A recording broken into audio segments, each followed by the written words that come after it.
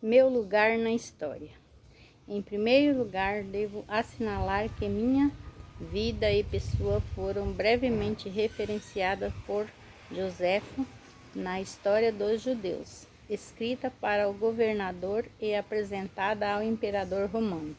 Joséfo anotou sucintamente que Jesus, que tentou derrubar a lei e a ordem e o governo dos romanos, foi castigado e crucificado.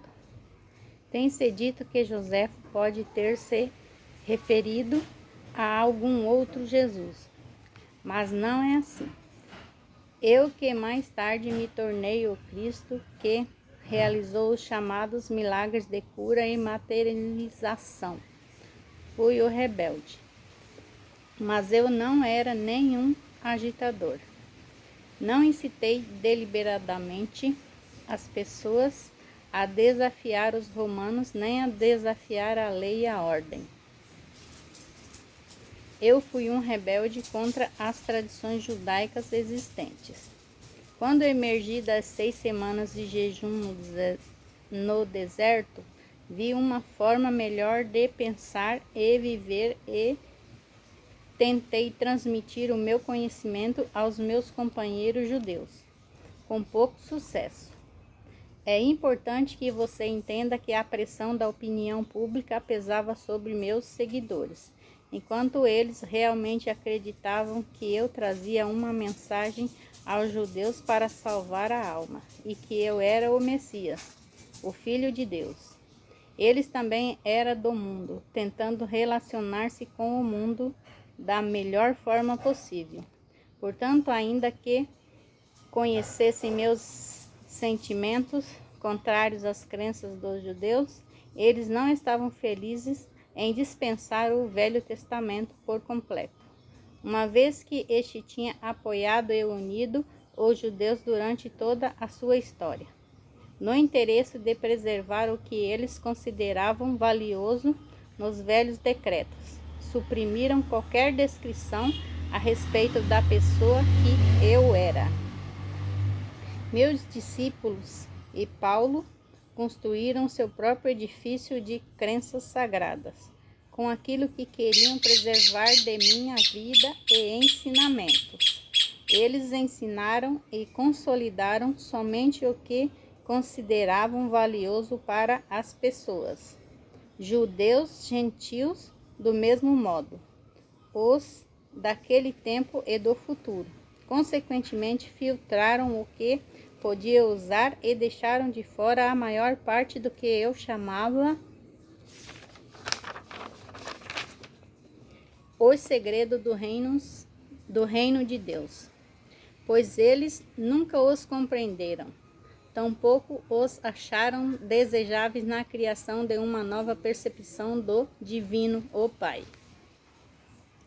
Para preservar a crença judaica na salvação do castigo pelos pecados, por meio dos sacrifícios no templo, adotou-se a pessoa de Jesus como o supremo sacrifício que pagou pelos pecados dos homens através de sua crucificação. Esta crença servia a muitos propósitos naquele tempo. Isso deu à minha morte na cruz uma razão válida e heróica. Ela provava às pessoas que eu era o Filho de Deus e que havia realizado uma missão específica até o fim da minha vida. Esta crença também provou ser de grande consolo para os judeus quando seu templo foi destruído pelos romanos e levou a muitas conversões. Muitas seitas de judeus e gentios também não acreditavam em vida após a morte. Consequentemente, era altamente reconfortante escutar que Jesus, o Cristo, havia superado a morte e mantido o seu corpo. Para muitas ideologias humanas daquele tempo, a vida não era possível sem um corpo. Portanto, vida após a morte somente poderia significar ressurreição do corpo. Isso também manteve o meu nome constantemente vivo na mente das pessoas. Eu era a valente figura histórica. que havia morrido para assegurar que os homens fossem libertados de todo o medo do inferno e da condenação. Desde que eles acreditassem em mim, poderiam caminhar como homens libertos. É somente porque meu nome se manteve vivo até hoje que posso vir agora até você oferecer-lhe a verdade que eu queria muito compartilhar com as pessoas há 2000 anos atrás. Minha juventude e as experiências no deserto. Eu nasci na Palestina. Minha mãe estava convencida de que eu era o Messias. Ao contrário da crença popular, eu não era uma criança santa.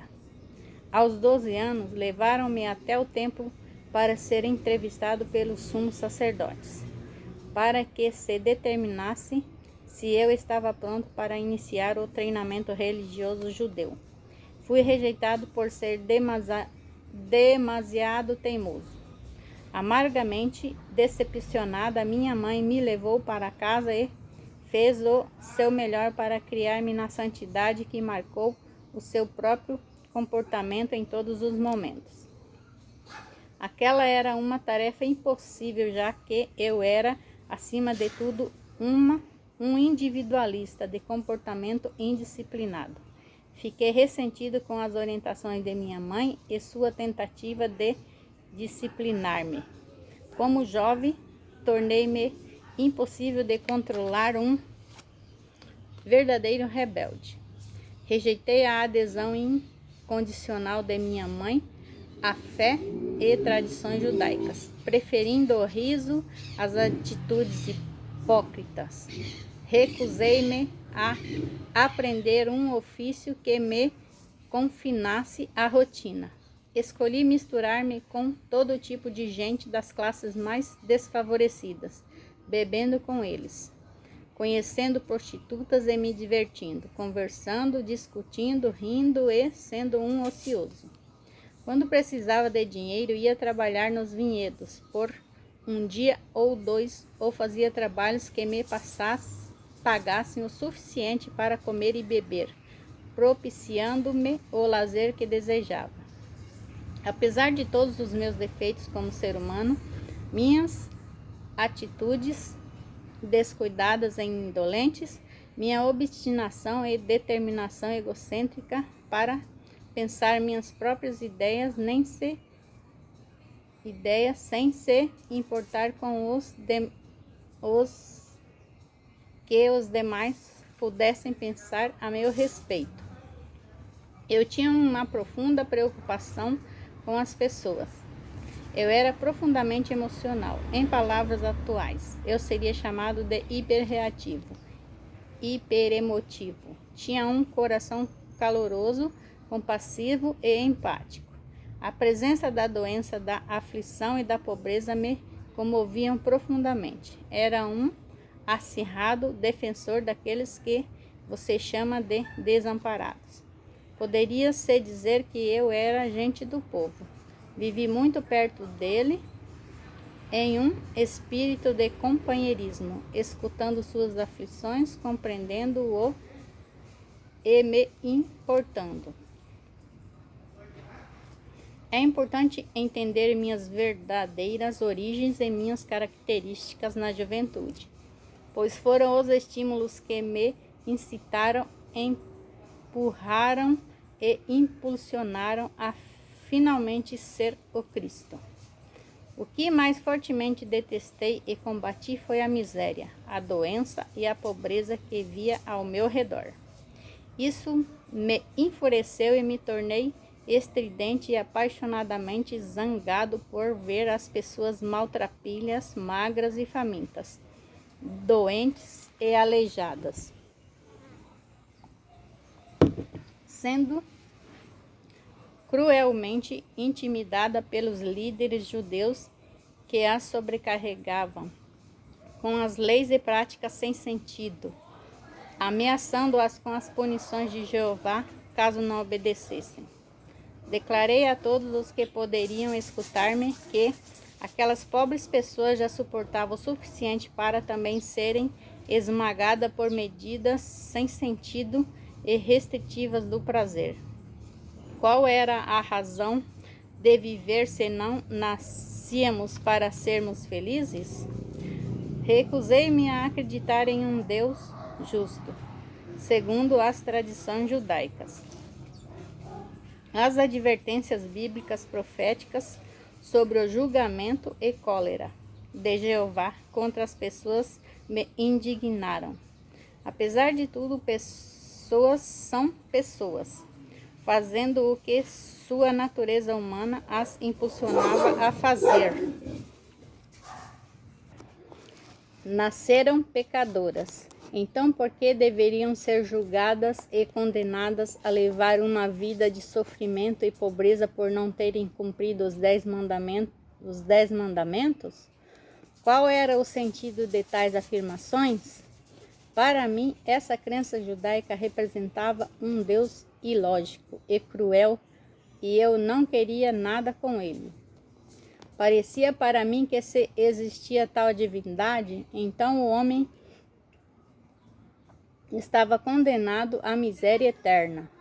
A simplicidade e liberdade que encontrei nas encostas das colinas, nas planícies, nos lagos e montanhas refrescaram meu espírito interior e aquietaram minha cólera, que murmurava contra o Deus judeu. Assim, neguei-me a acreditar em qualquer palavra do que os anciões judeus tentavam ensinar-me. No entanto, lá pelos 25 anos de idade, uma nova linha de questionamento tomou conta dos meus pensamentos.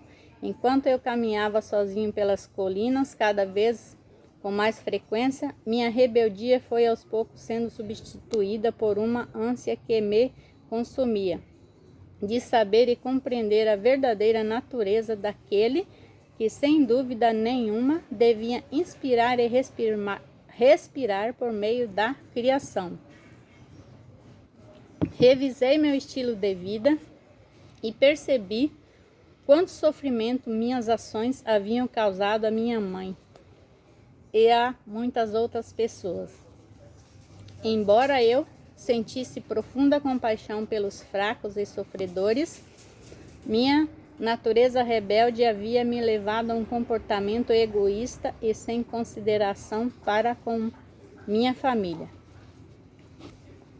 O amor subjacente por eles brotou em mim e me percebi igualmente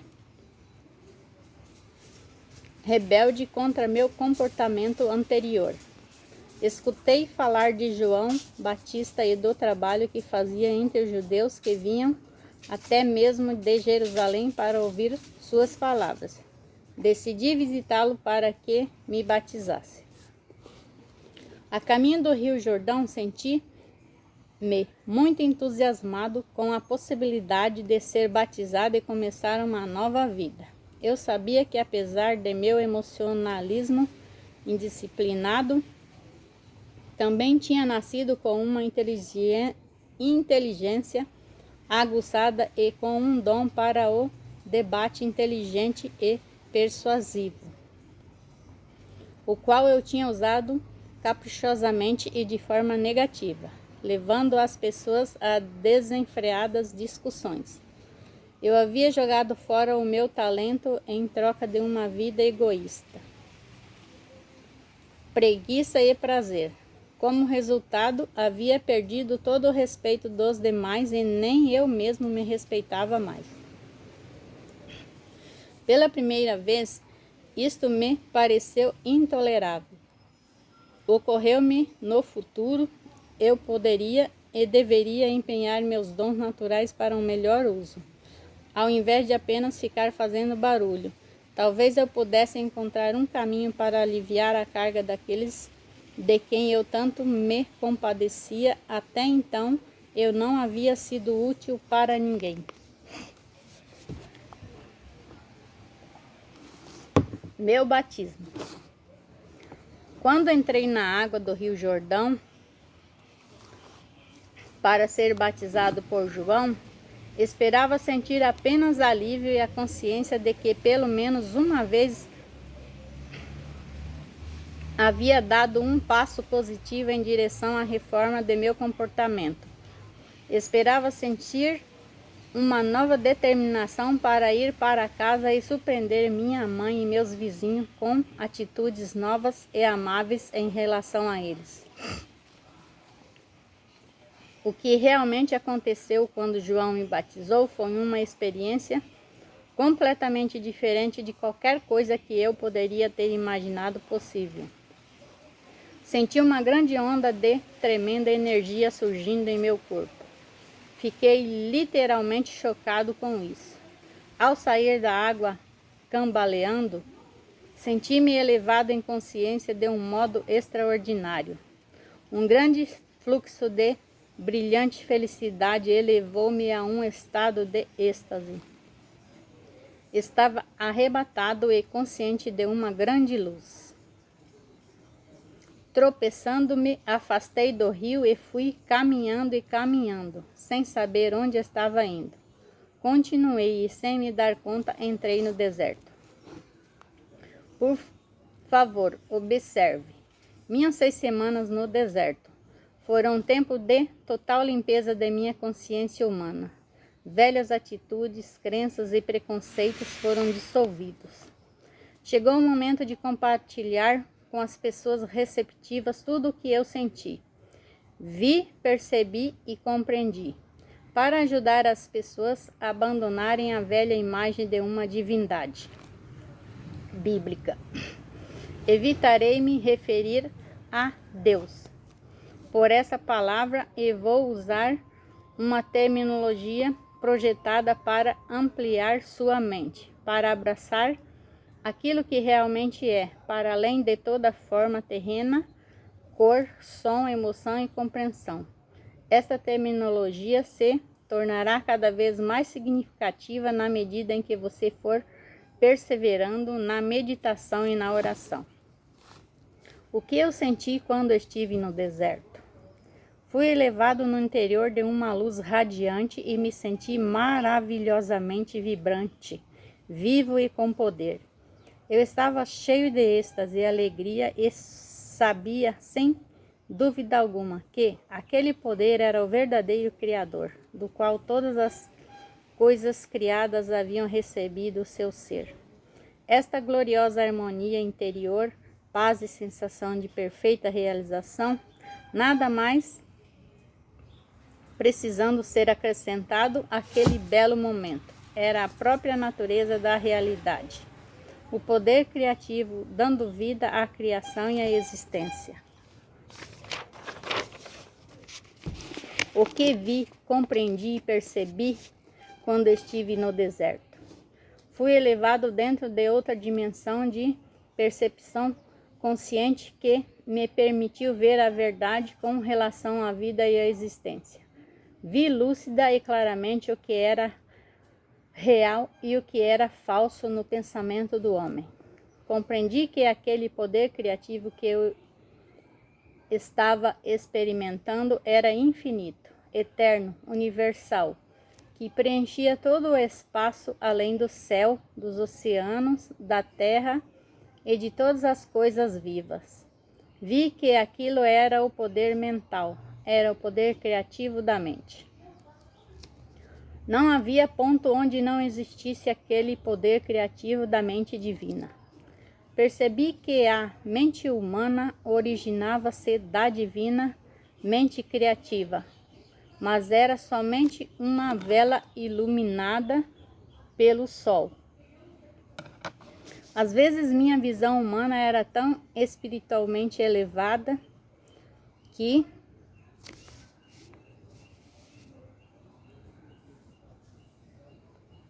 eu podia ver através das pedras, da terra e da areia.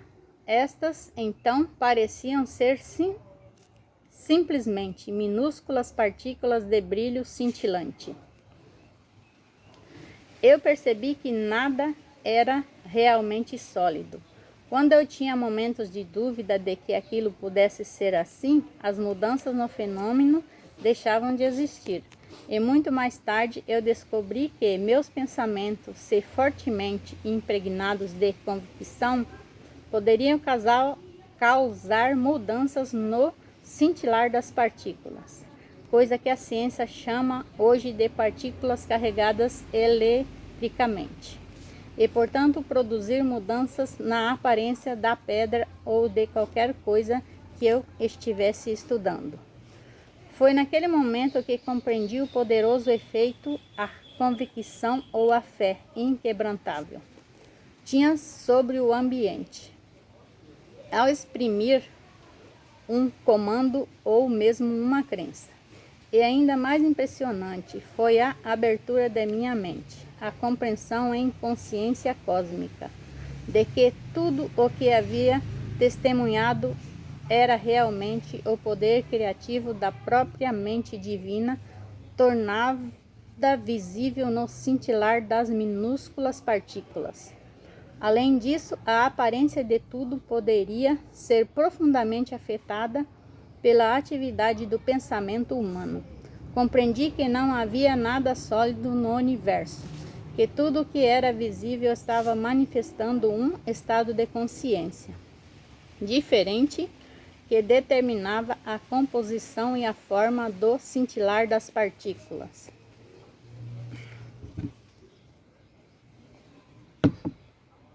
Portanto, toda a forma exterior era uma expressão da consciência interior.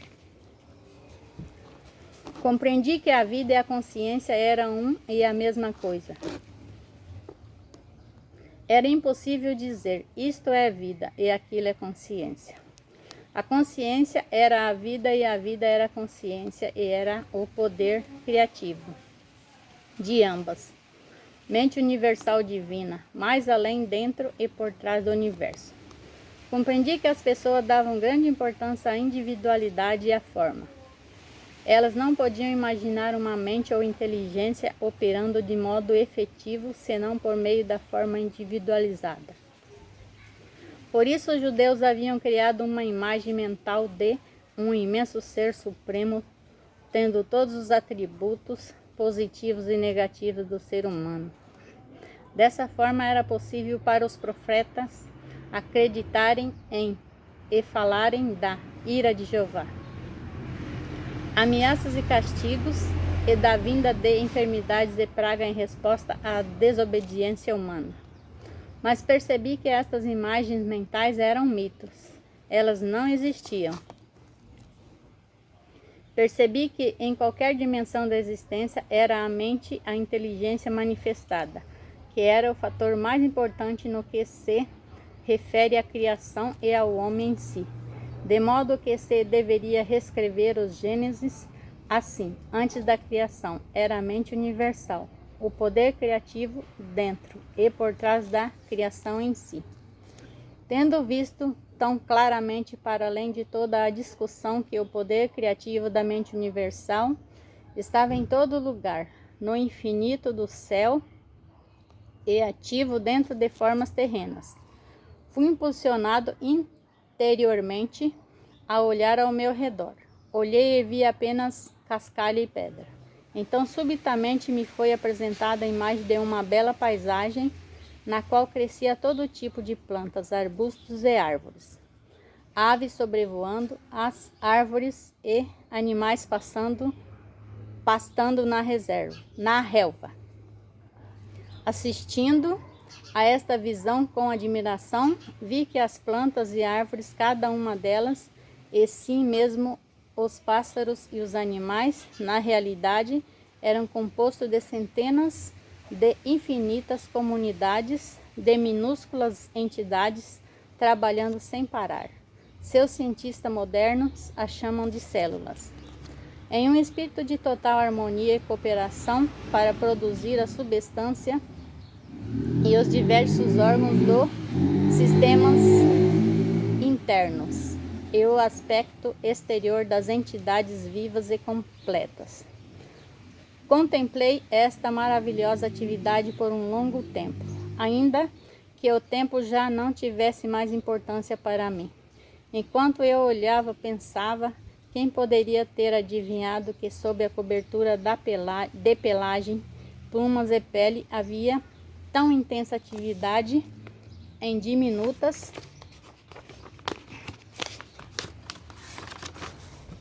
comunidades de entidades, trabalhando juntas para dar vida, forma, nutrição, cura, proteção e resistência aos corpos de tantas espécies diferentes? Era a inteligência do trabalho realizado que atraía a minha atenção. Assim compreendi que o trabalho era uma parte integral da atividade do poder criativo, desde a menor entidade célula dentro dos sistemas viventes até a mais avançada entidade no universo, o homem em si. No sistema de todos os seres vivos, todo o trabalho estava sob a direção do poder criativo divino, no qual estavam os planos e desígnios da criação. Vi que esses planos e desígnios eram, na verdade, formas de consciência e poderiam chamar-se de palavras, uma vez que cada palavra significa uma forma muito especial de consciência. Assim, a palavra original na consciência do poder criativo se manifesta no mundo visível. A palavra e, portanto, o padrão da consciência permanece na mente criativa divina, manifestando-se continuamente em si mesma. Pude ver então que tudo no universo vivia, se movia e tinha seu ser no poder criativo da mente universal, a qual era infinita e eterna e era a única verdadeira realidade por trás de todas as manifestações da forma individualizada. Enchi-me de louvor, pois tudo no mundo procedia de e ainda estava dentro deste supremo poder criativo da mente divina. Fiquei maravilhado com toda esta atividade secreta que está sempre operando em tudo o que é vivo, incluindo o corpo humano. Perguntei-me como é que unidades tão pequenas funcionavam de forma tão inteligente, de acordo com os planos específicos, para produzir sem erro a forma proposta. O tronco da árvore, as folhas, flores, frutos, insetos, pássaros, animais e o corpo humano. Compreendi com mais clareza ainda que o poder criativo era a própria fonte de toda a atividade inteligente no universo. Se o homem possuía inteligência, era somente porque havia extraído da fonte universal de todo ser. Além disso, foi-me mostrado que o poder criativo divino sempre trabalha de acordo com os certos princípios de construção exatos e fundamentais. Foi-me mostrado que, assim como os homens têm características claras e uma natureza bem definida ao se apresentarem frente ao mundo, assim também o poder criativo possui uma natureza clara e definida, características distintas, as quais poderiam ser claramente reconhecidas na maneira com que todos os seres vivos, plantas, animais, aves e homens foram construídos e mantidos. Vi que estes princípios e características claramente observados no processo da criação eram leis invariáveis governando toda a existência. Estas leis são tão parte da vida que nunca são questionadas. São constantes e consistentes, mas não haveria tais leis se não houvesse poder criativo inteligente, se manifestando por meio do universo. Estes princípios da criação, as características do poder criativo em si, são os seguintes. Eu os traduzo para o seu tempo presente, porque estes princípios são eternos.